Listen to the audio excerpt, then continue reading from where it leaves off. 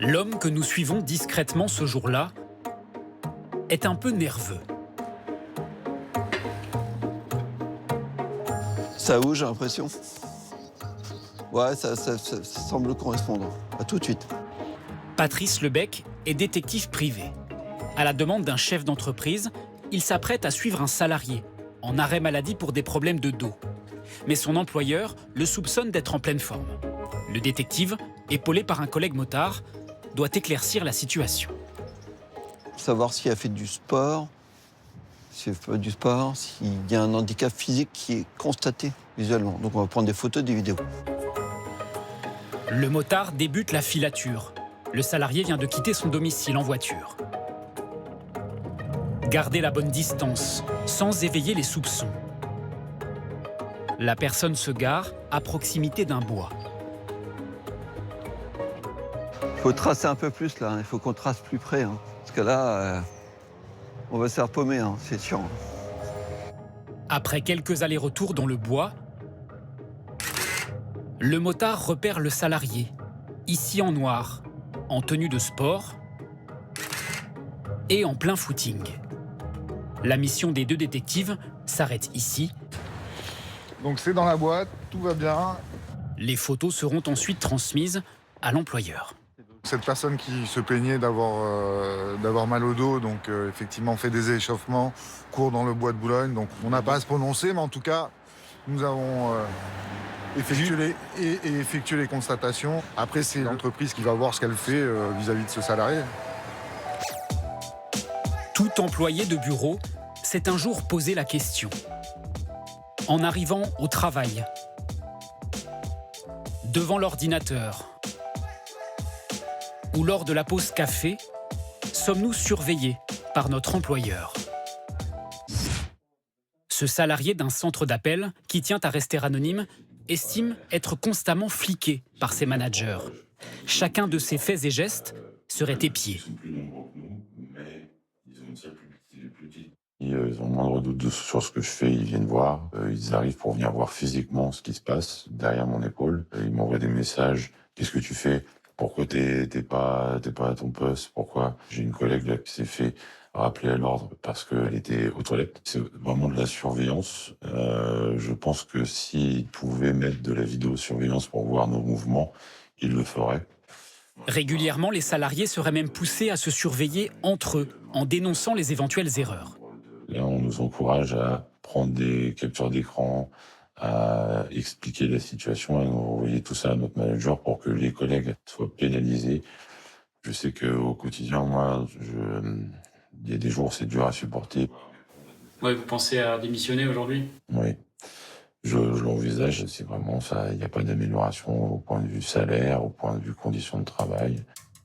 Où se situe la frontière entre le contrôle de l'activité du salarié, légitime, et la surveillance permanente? Avec l'essor du télétravail, les logiciels mesurant la productivité se sont largement développés. Certains outils sont particulièrement poussés.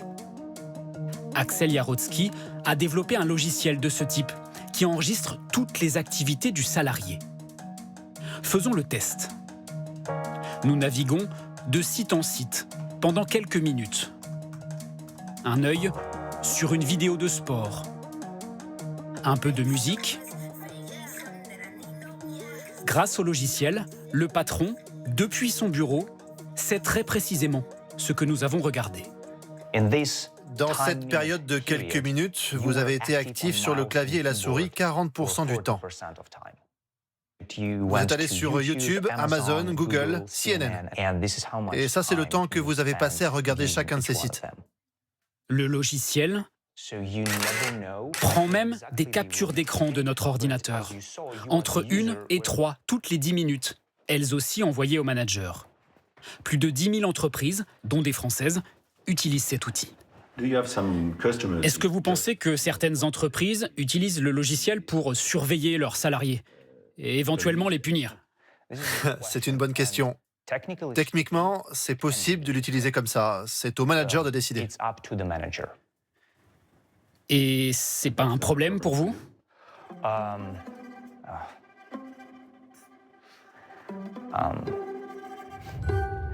On peut On peut la refaire? Un patron un peu embarrassé.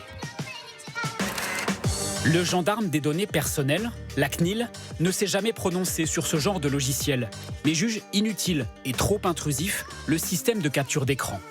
Chaque année, elle effectue plus de 300 contrôles. Exceptionnellement, nous avons pu suivre l'un d'eux.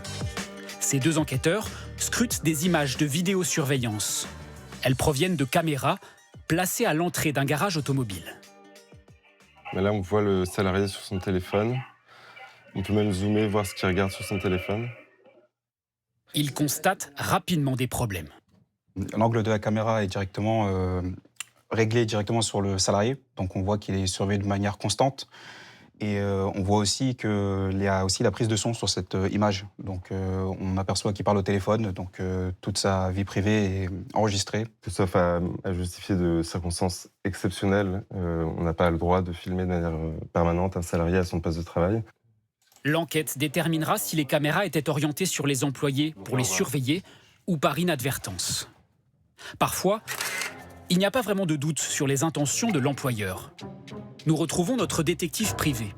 Il attend le coup de fil d'un chef d'entreprise qui souhaite surveiller un salarié avec qui il est en litige. L'homme est en arrêt maladie depuis 2 ans pour burn-out. L'employeur l'accuse de mentir.